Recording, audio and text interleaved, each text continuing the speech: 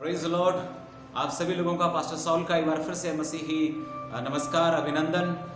परमेश्वर का अनुग्रह, दया, सुरक्षा और शांति के लिए हम परमेश्वर पिता को धन्यवाद देते हैं। परमेश्वर पिता, पुत्र, पवित्र आत्मा के नाम से आप सभी लोगों को आशीर्वाद देते हैं। आज जिस विषय के साथ हम आपके सामने आए हैं वह है परिपक्व बने। परिपक्व बने, आज के अध्ययन को हम लोग आरंभ करेंगे और इससे पहले के अध्ययन को आगे बढ़ाएं, एक वचन को आप मेरे साथ खोलिएगा जो हम लोग को मिलता है इब्रानियों की पत्री, उसका 5 अध्याय, उसका 12 से लेकर 14 पद। इब्रानियों 5 अध्याय, उसका 12 से लेकर 14 पद। यहां ऐसा लिखा है, समय के विचार से तो तुम्हें गुरु हो जाना चाहिए था, तो भी यह आवश्यक हो गया है कि कोई तुम्हें परमेश्वर के वचनों की आदि शिक्षा फिर से सिखाए।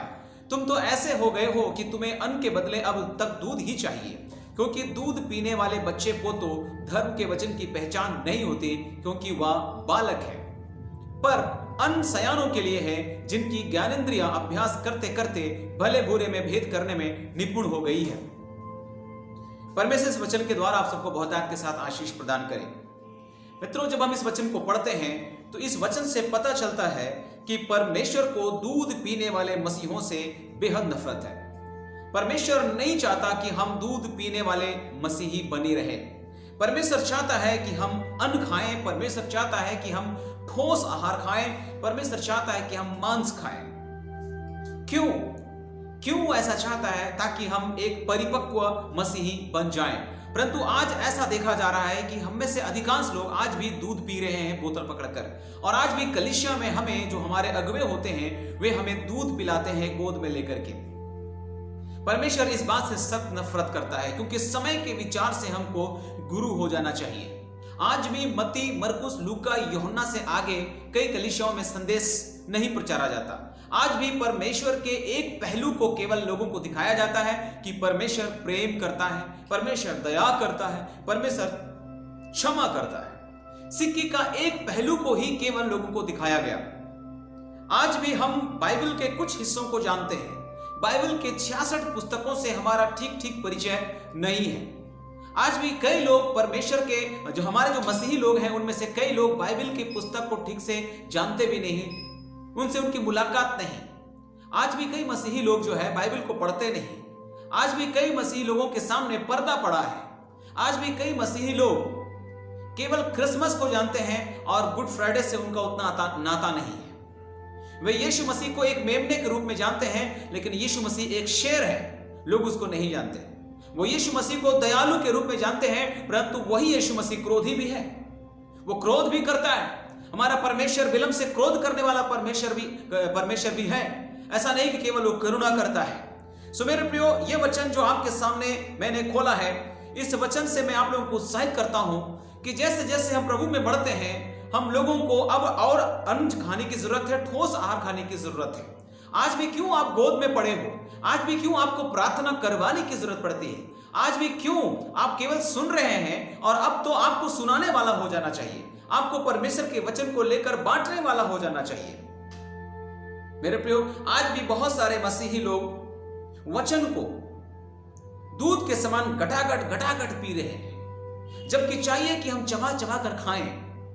चबाने का अर्थ क्या होता है? चबाने का अर्थ होता है गहन चिंतन। चबाने का अर्थ होता है मनन। चबाने का अर्थ होता है विचार विमर्श करना। चबाने का अर्थ होता है वार्तालाप। और ऐसा करने वाले बेबी क्रिश्चियन नहीं, वरन परिपक्व मसीही होते हैं। आज हम में से कई लोग बेबी क्रिश्चियन हैं। अभी तक वे बेबी क्रिश्चियन हैं, जबकि उनको परिपक्व मसीही हो जाना चाहिए। आज हम परिपक्व कैसे बने इस पर चर्चा करेंगे। परमेश्वर चाहता है कि हम परिपक्व बने। परमेश्वर चाहता है कि हम बढ़ें। परमेश्वर चाहता है कि उन्नति करें। अगर आपके पास बच्चे हैं और अगर वो बच्चा साल भर 2 साल होते होते अगर चलता नहीं है, अगर उसके मुख से मम्मी पापा की आवाज आती नहीं है, तो आपको कैसा लगेगा? आपका बच्चा 5 साल का है, 10 साल का है और आपकी गोद में है और आप दूध पिला रहे हैं, वो दूध पी रहा है, तो आपको क्या लगेगा? क्या आपको अच्छा लगेगा? लेकिन मेरे प्रियो, आज हमारे बीच में कई ऐसे मसीही लोग हैं जो अभी तक गोद में पड़े रहकर दूध पीना पसंद करते हैं। वे अभी तक परिपक्वता की ओर बढ़ नहीं रहे, जबकि परमेश्वर का वचन कहता है समय के साथ तो तुमको गुरु हो जाना चाहिए और तुमको परमेश्वर का वचन को प्रचार करना शुरू कर देना चाहिए। लेकिन ऐसा नहीं है। हम हमेशा सुनते रहते हैं। परंतु वक्त आ गया है मेरे प्रियो कि आप परमेश्वर के वचन को प्रचार करें, परमेश्वर के वचन को आप सुनाएं। एक वचन और हम देखेंगे और उस पर हम लोग अध्ययन करेंगे। इब्रानियों की पत्री 6 अध्याय और उसका 1 और 2 पद। यहां पर ऐसा लिखा है, इसलिए आओ मसीह की शिक्षा की आरंभ की बातों को छोड़कर हम शुद्धता की ओर आगे बढ़ जाएं और मरे हुए कामों से मन फिराने और परमेश्वर पर विश्वास करने और बपतिस्मों और हाथ रखने और मरे हुओं के जी उठने और अंतिम न्याय की शिक्षा रूपी नींव फिर से न डालें। यदि परमेश्वर चाहे तो हम यही करेंगे। तीसरा वचन में लिखा हुआ है, यदि परमेश्वर चाहे तो हम यही करेंगे। इब्रानी 6:1-2 में हम 6 प्रकार की नींव की शिक्षा को पाते हैं जो हमें परिपक्वता की ओर ले जाती है। और वो 6 बातें क्या है? पहला, मरे हुए कामों से मन फिराना। दूसरा, जीवित परमेश्वर पर विश्वास करना। तीसरा, बपतिस्मा का सिद्धांत। चौथा, हाथ रखने की प्रथा। पांचवा, मरे हुओं का जी उठना अर्थात पुनरुत्थान। और छठवां, अनंत न्याय। आइए हम इसका संक्षिप्त अध्ययन करें। ये अध्ययन बहुत ही बड़ा है और इस वीडियो में आपके लिए पूरा अध्ययन को विस्तृत रूप से आपके सामने प्रस्तुत करना आसान नहीं है, और इसलिए हम एक छोटा छोटा संक्षिप्त वर्णन के साथ आपके सामने इन विषयों को आगे बढ़ाएंगे। सो पहली बात जिस पर हमने यहां पर जिसको हमने पढ़ा और वो है मन फिराना। मन फिराना। यीशु मसीह और यूहन्ना बपतिस्मादाता और प्रथम शताब्दी की कलीसिया का प्रचार का आरंभ होता था मन फिराव के प्रचार के साथ, मन फिराव की शिक्षा के साथ। मत्ती 3:2 और मत्ती 4:17 आप यहां देखेंगे तो यूहन्ना बपतिस्मादाता मन फिराव का प्रचार किया, यीशु मसीह ने मन फिराव का प्रचार किया। यह मसीहत की बुनियादी शिक्षा है, यह मसीहत की प्रथम बुनियादी शिक्षा है। मन फिराने का अर्थ क्या है? मन फिराने का अर्थ होता है मुड़ जाना। कहां? परमेश्वर, संसार से परमेश्वर की ओर मुड़ जाना, अंधकार से ज्योति की ओर मुड़ जाना, पाप से धार्मिकता की ओर मुड़ जाना, बुराई से भलाई की ओर मुड़ जाना, शैतान के प्रभुत्व से मसीह के और उसके वचन के प्रभुत्व की ओर मुड़ जाना। मुड़ जाना, यह मन फिराव है मेरे प्रियो। मुड़ जाना। क्या आप मुड़ गए हैं? क्या आप संसार से परमेश्वर की ओर आए हैं? अंधकार से ज्योति की ओर आप हैं, पाप से धार्मिकता की ओर आप हैं, बुराई से भलाई की ओर आप हैं? क्या आप शैतान के प्रभुत्व से, उसके कब्जे से आजाद हो चुके हैं? क्या आप मुड़ गए हैं परमेश्वर के वचन की ओर, मसीह की ओर? आप मुड़ गए हैं तो आपने मन फिरा लिया है। परमेश्वर मन फिराव के योग्य फल लाने के लिए हम सबसे आशा करता है। मन फिराने में 3 बातें होती है। पहली बात, विश्वास। क्या विश्वास करना? कि परमेश्वर है और उसने मानव जाति के उद्धार के लिए अपने पुत्र को भेजा। वचन पर विश्वास। दूसरा, अंगीकार।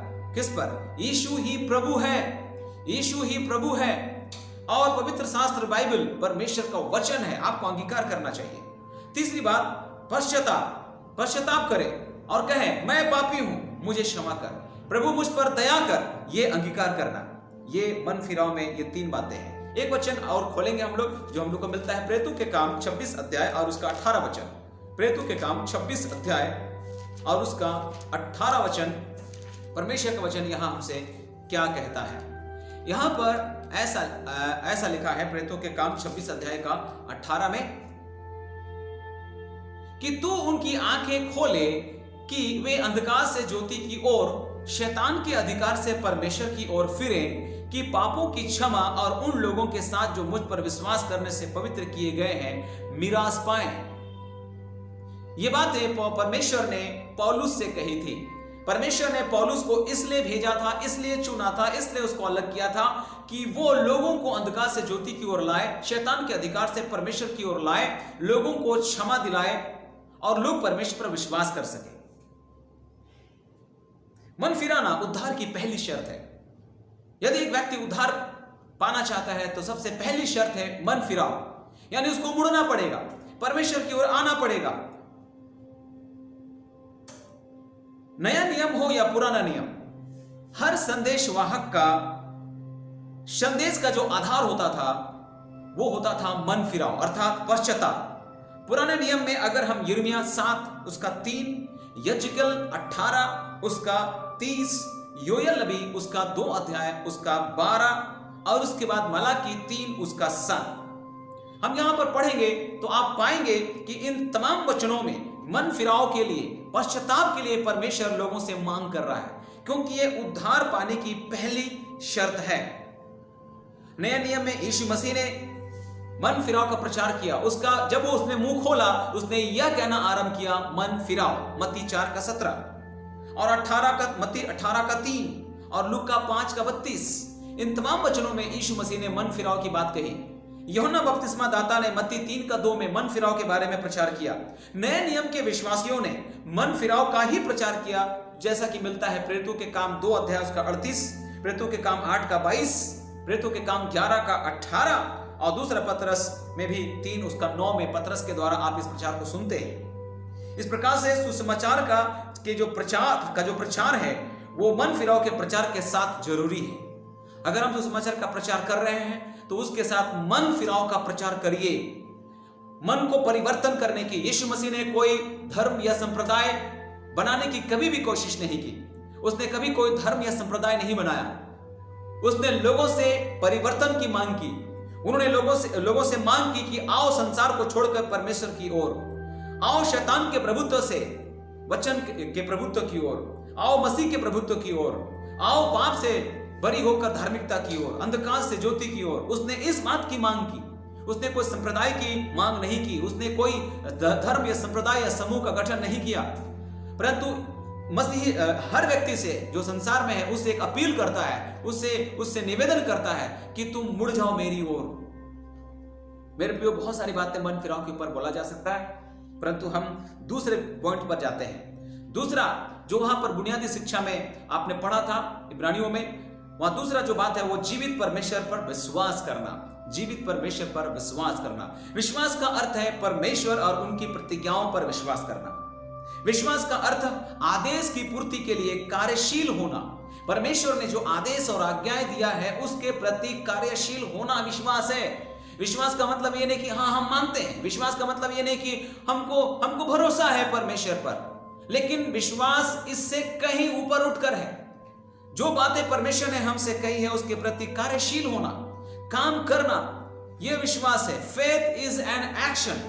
विश्वास हमारे निर्णय को या तो प्रमाणित करता है या झूठा ठहराता है। अगर आपने परमेश्वर पर विश्वास किया है तो वो विश्वास प्रमाणित करेगा कि आप एक विश्वासी हैं, आप परमेश्वर पर विश्वास करने वाले हैं। लेकिन अगर आपका विश्वास कमजोर विश्वास है तो इससे भी यह प्रमाणित हो जाएगा कि आप झूठे मसीह हैं। परमेश्वर पर विश्वास करने का अर्थ है सकारात्मक होना। परमेश्वर पर विश्वास होने का मतलब है सकारात्मक होना। एक वचन हम देखेंगे प्रेरितों के काम 20 अध्याय और उसका 21 वचन। प्रेरितों के काम 20 अध्याय और उसका 21 वचन, और वहां से एक बात को आपके लिए पढ़ना चाहेंगे। ऐसा लिखा है, वरन यहूदियों और यूनानियों के सामने गवाही देता रहा कि परमेश्वर की ओर मन फिराना और हमारे प्रभु यीशु पर विश्वास करना चाहिए। रोमी 10:10। विश्वास के द्वारा हम बचते हैं। वहां पर जब आप इस वचन को पढ़ेंगे, बहुत ही प्रसिद्ध वचन और ये बहुत जरूरी है हमारे लिए। मेरे प्रियो, कोई व्यक्ति अगर केवल मसीह घर में पैदा हो गया तो वो मसीह नहीं हो सकता। डॉक्टर के घर में पैदा होने से कोई बच्चा डॉक्टर नहीं बनता, लेकिन उसको डॉक्टर की डिग्री लेना पड़ता है, उसको डॉक्टर के लिए अध्ययन करना पड़ता है। तो कैसे एक मसीह घर में पैदा हो जाने से आप मसीह हो जाएंगे? आपको अपने जुबान से यीशु को प्रभु जानकर अंगीकार करना पड़ेगा, व्यक्तिगत इसको विश्वास करना पड़ेगा, अपने पापों का पश्चाताप करना जरूरी है। क्या आपने ऐसा किया है तो आपका उद्धार निश्चय है। यहां पर लिखा है, यदि तू अपने मुंह से यीशु को प्रभु जानकर अंगीकार करे, आपको करना पड़ेगा, आपके बदले में कोई नहीं। बाइबल में कोई ऐसा सिस्टम नहीं है कि हमारे बदले हमारा जो धर्म मां बाप है वो अंगीकार करेगा। जो प्राणी पाप करेगा वही मरेगा। आप खाते हो, आप ही का पेट भरता है, आपके बदले कोई खाना नहीं खाता, आपके बदले में कोई भोजन नहीं करता। क्या आपके बदले में कोई सुबह का और शाम, दोपहर का और शाम का भोजन खाता है? क्या आप ऐसा करते हैं? नहीं, आप अपने हिस्से का भोजन खुद खाते हैं। तो फिर आपके हिस्से में आकर दूसरा कोई अंगीकार करेगा, दूसरा कोई विश्वास करेगा, यह कहां का सिद्धांत है? यह परमेश्वर के वचन के अनुसार नहीं है। आपको अपने मुंह से अंगीकार करना पड़ेगा और अपने हृदय से विश्वास करना होगा कि परमेश्वर ने मसीह को मरे हुए में से जिलाया, तो आप निश्चय उद्धार पाएंगे। क्योंकि धार्मिकता के लिए मन से विश्वास किया जाता है और उद्धार के लिए मुंह से अंगीकार किया जाता है। जो कोई प्रभु का नाम लेगा वही उद्धार पाएगा। मेरे प्रियो, आपको अंगीकार करना पड़ेगा। क्या आपने अपने जुबान से यीशु प्रभु बोलकर अंगीकार किया? क्या आपने हृदय से अपने विश्वास किया? कब आपने किया? क्या आपको स्मरण है इस बात का? मेरे प्रियो, मैं आपको उत्साहित करता हूं कि परमेश्वर पर विश्वास करिए, क्योंकि धर्मी जन विश्वास से जीवित रहता है। एक धर्मी का जीवित रहने का कारण होता है विश्वास। रोमियो की पत्री 1 उसका 17, और भी बहुत सारे संदर्भ हैं बाइबल में, लेकिन हम रोमियो की पत्री 1 अध्याय और उसका 17 वचन को आपको गौर करवाएंगे। वहां पर आप इस बात को आपने जरूर पढ़ा होगा। आइए हम लोग उसको पढ़ते हैं। वहां पर लिखा है इब्रानी आप कीजिएगा रोमियो की पत्री 1 अध्याय और उसका 17 वचन। वहां पर ऐसा लिखा है, क्योंकि उसमें परमेश्वर की धार्मिकता विश्वास और विश्वास के लिए प्रकट होती है। जैसा लिखा है, विश्वास से धर्मी जन जीवित रहेगा। विश्वास से एक धर्मी जन जो है वो जीवित रहेगा, विश्वास से।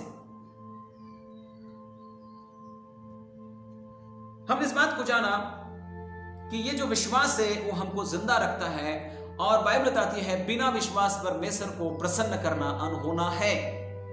परमेश्वर के पास आने वालों को विश्वास करना चाहिए कि वो है, और विश्वास का मतलब हमने जैसा जाना कि केवल मान लेना या भरोसा कर लेना नहीं होता है, परंतु विश्वास का मतलब होता है परमेश्वर के आदेश की पूर्ति के लिए कार्यशील होना।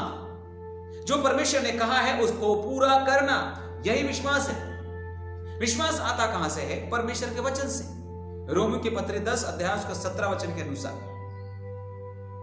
रोमियो की पत्री 10 उसका 17 वचन, वहां लिखा है कि विश्वास सुनने से और सुनना मसीह के वचन से होता है।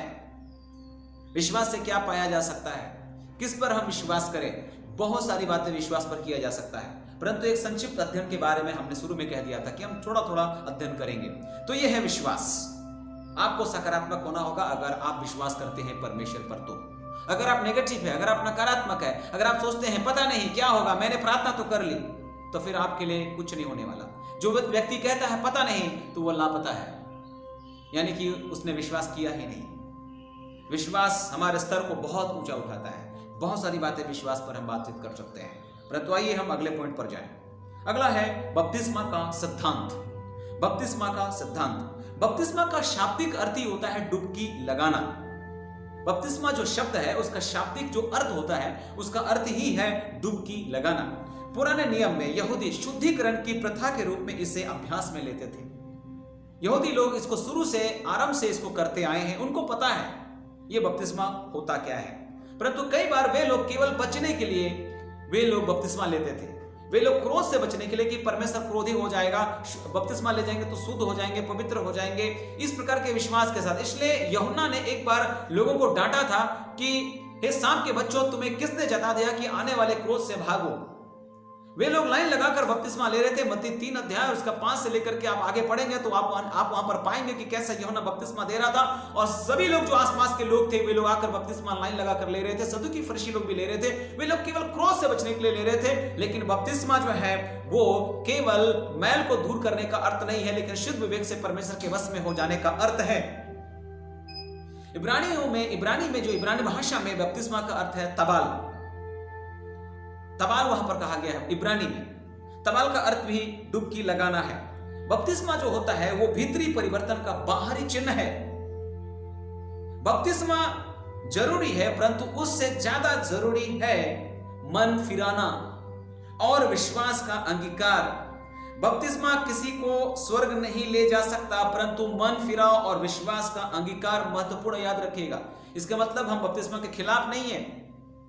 बपतिस्मा के लिए अगर आपके पास मौका है, समय है, तो आपको जरूर बपतिस्मा लेना चाहिए, परंतु महत्वपूर्ण है मन फिराना, महत्वपूर्ण है विश्वास का अंगीकार। जैसा कि इफिसियों 2 उसका 8 वचन में आप पढ़ते हैं कि विश्वास के द्वारा अनुग्रह ही से तुम्हारा उद्धार हुआ है, ना कि अपने कर्मों के द्वारा। गलती 2:16 इस वचन को हम लोग पढ़ेंगे, गलती 2:16, और वहां पर इस प्रकार से लिखा हुआ है कि तो भी यह जानकर कि मनुष्य व्यवस्था के कामों से नहीं पर केवल यीशु मसीह पर विश्वास करने के द्वारा धर्मी ठहरता है। हमने आप भी यीशु मसीह पर विश्वास किया कि हम व्यवस्था के कामों से नहीं पर मसीह पर विश्वास करने से धर्मी ठहरे, इसलिए कि व्यवस्था के कामों से कोई प्राणी धर्मी न ठहरेगा। बपतिस्मा एक व्यवस्था है, परंतु महत्वपूर्ण चीज है मन फिराना, महत्वपूर्ण चीज है विश्वास का अंगीकार करना। यह महत्वपूर्ण है मेरे प्रियो। तो हमको विश्वास करना चाहिए, अर्थात आदेश की पूर्ति। परमेश्वर ने जो कुछ कहा है उसको पूरा करना, यही हमें बचा सकता है। इसका अर्थ यह कतई नहीं निकालना चाहिए कि बपतिस्मा नहीं लेना है, लेकिन महत्वपूर्ण है क्या है इस बात को समझिए अपने जीवन में। कई बार लोग सोचते हैं कि हमने बपतिस्मा ले लिया, स्वर्ग का टिकट कंफर्म। नहीं, बपतिस्मा, मूसा का बपतिस्मा लेकर के लाखों लोग वहां जंगल में मर गए। नूह के दिनों में वहां पर जो कुछ हुआ है वो भी एक बपतिस्मा का दृष्टांत ही तो है, परंतु वहां पर लोगों की मौत हो जाती है, नूह बच जाता है। बपतिस्मा लेने के बाद कई लोग नरक चले गए। बपतिस्मा लेने के बाद कई लोग संसार के साथ दोस्ती कर चुके। तो केवल बपतिस्मा आपको बचा नहीं सकता, मन फिरा और विश्वास का अंगीकार बहुत जरूरी है। इस बात को याद रखिएगा। आज जो बेबी क्रिश्चियन है वो सोचता है कि हमने बपतिस्मा ले लिया है और स्वर्ग का टिकट कंफर्म है। नहीं, और एक परिपक्व मसीह को मालूम है कि उसको मन फिराना है, विश्वास का अंगीकार को थामे रखना है, उसको काम करना है जो परमेश्वर चाहता है, परमेश्वर की इच्छा को पूरा करना। आपने कितना परमेश्वर के लिए काम किया या परमेश्वर की इच्छा में कितना आप खरे हैं? आपको बेबी क्रिश्चियन नहीं परंतु परिपक्व मसीही हो जाना चाहिए। चौथी बात जिस पर हम बातचीत करेंगे वो है हाथ रखने की प्रथा। यह प्रथा बलिदान की सेवा से आरंभ हुई, जब यहूदी बलिदान के लिए पशु पर हाथ रखते थे। इस पर बहुत ज्यादा लंबा चर्चा हो सकता है, परंतु आप अपने अध्ययन में पुराने नियम के 5 पुस्तक में उत्पत्ति, निर्गमन, व्यवस्था, गिनती, व्यवस्था, विवरण, इन अध्यायों में जाइए, इस पुस्तकों में जाइए और अध्ययन कीजिए कि क्यों हाथ रखा जाता था। लेकिन हम कुछ विषय को आपके सामने रखेंगे इसके संदर्भ में। हाथ किन कारणों से रखा जाता था? पहला, आशीष देने के लिए, मत्ती 19:13 आशीष देने के लिए। दूसरा, मरकुस 7:32 जहां लिखा है चंगाई प्रदान करने के लिए।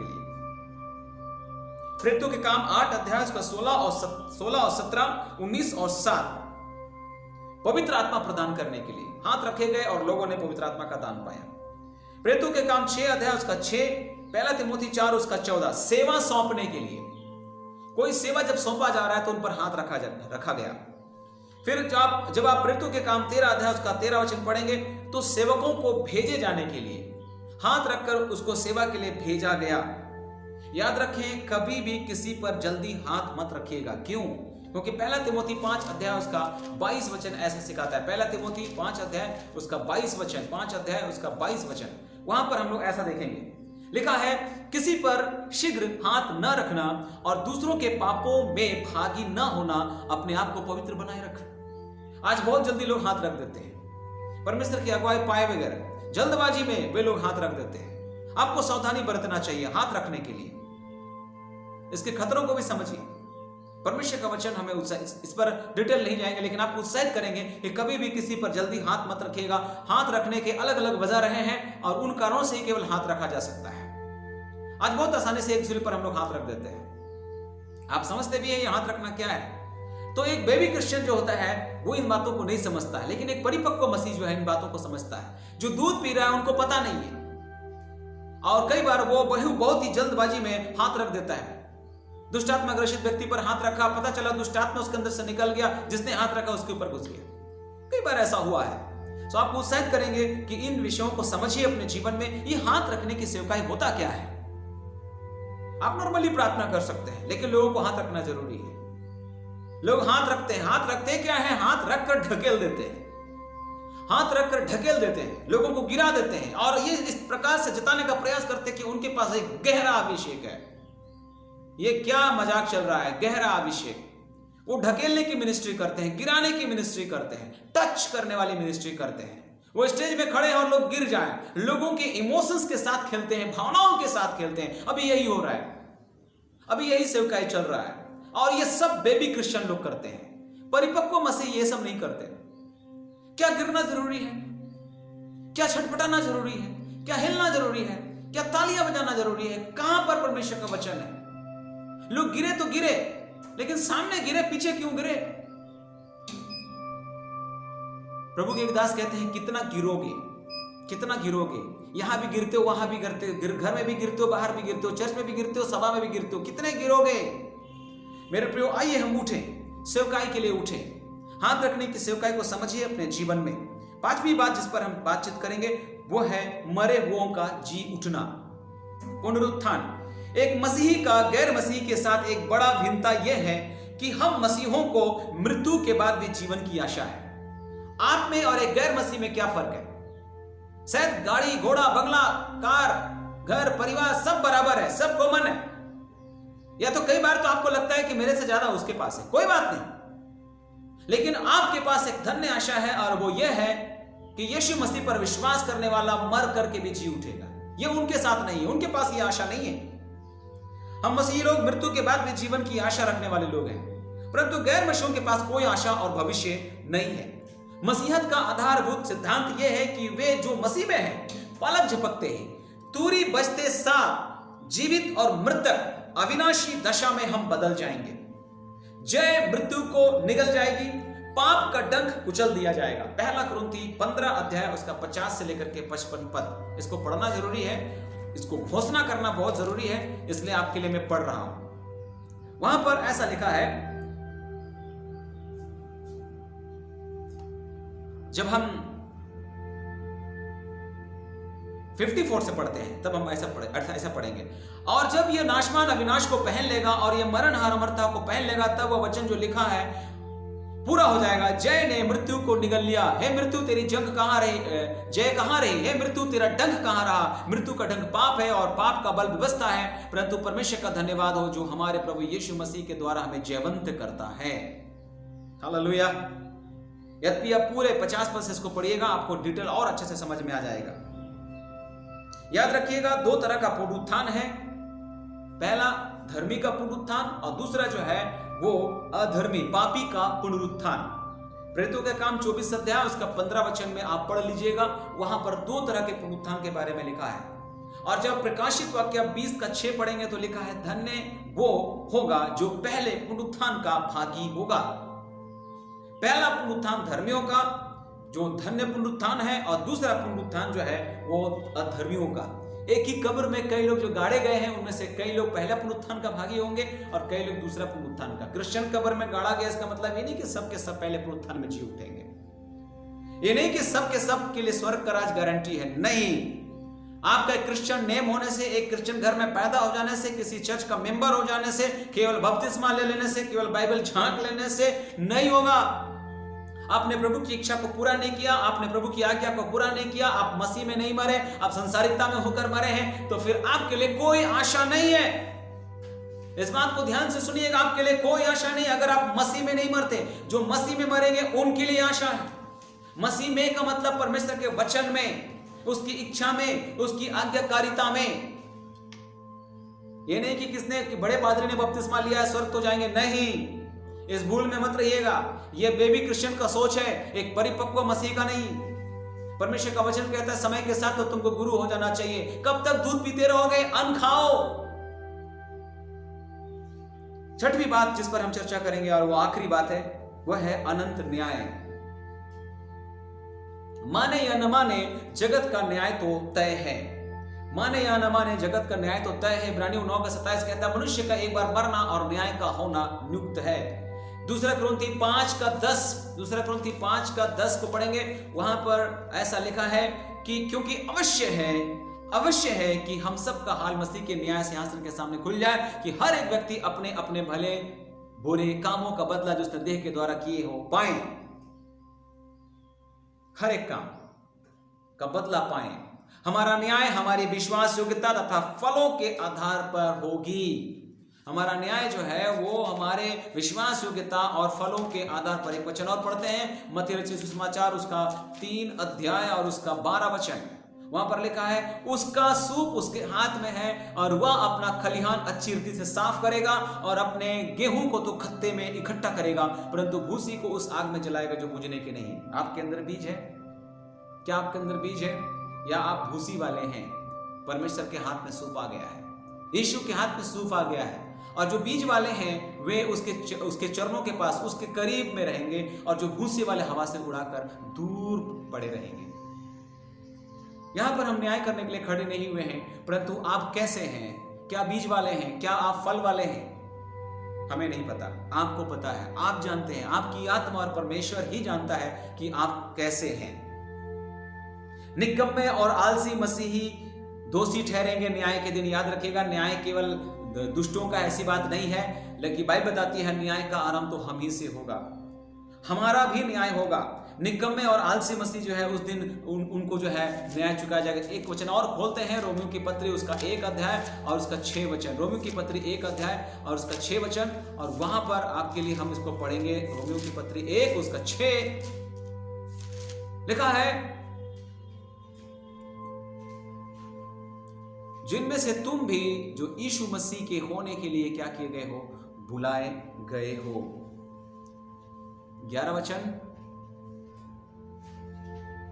क्योंकि मैं तुमसे मिलने की लालसा करता हूं कि मैं तुम्हें कोई आत्मिक वरदान दूं जिससे तुम क्या हो जाओ, स्थिर हो जाओ। मेरे प्रियो, परमेश्वर आपको स्थिर करना चाहता है। परमेश्वर आपको एक परिपक्व मसीह बनाना चाहता है। परमेश्वर चाहता है कि जब वो आए तो आप काम करते रहें। आप उसके लिए बुलाए गए हैं।